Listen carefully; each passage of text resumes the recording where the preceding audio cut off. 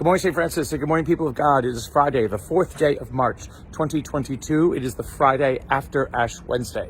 Coming to you from the Great Green Slope and the Labyrinth, right over here, as you can see, on this kind of chilly morning. We've gone up and down temperatures and weather this past couple of days, and it will still continue. So today is our cool day. Tomorrow we warm back up into quasi-spring, almost summer weather, which is, again, way too hot for Carolina at this time of the year.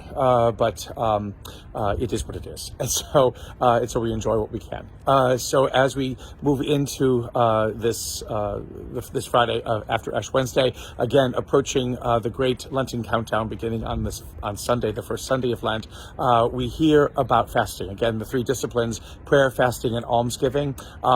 Prayer being the focus yesterday, fasting the focus today, almsgiving the focus on Saturday. But fasting and the readings basically concern just what is fasting all about. And for the people of Israel, Isaiah presents the question: if all we're doing is just going through the motions of not eating and having no effect on us, or not really even observing, again, not eating, or the reflectiveness that can come from diminishing the amount of food that we take in, then that is not a fast that is worthy of God. The fast, again, that God says that pleases God is to undo oppression, is to set prisoners free. It is to release those who are captive bound. It is to pay attention to those who are marginalized, the widow, the orphan, the stranger in our midst.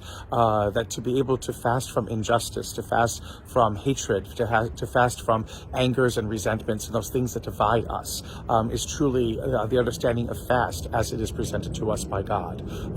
Again, that is what fasting is supposed to do: awaken our minds, open our horizons, and help us realize the more when we basically put away those things which we think we have to concentrate on always, because society, culture, or whatever it is tells us that we have to. The opening of ourselves up to more, again, is part of what Lent challenges us to embrace and to understand.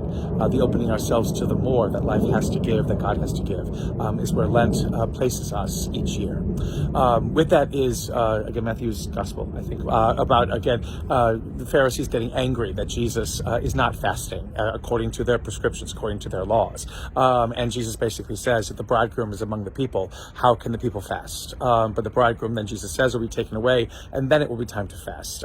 So again, fasting here is connected sort of with, sadness and despair and whatever it is. And Jesus is never taken away from us. Again, yes, he dies, but he also rises from the dead and is with us always. And so this whole sense, again, fasting is only to be done on our own terms. If fasting is only to be done by rules and prescriptions that basically weaken the power of fasting, then it is not fasting that serves any purpose whatsoever.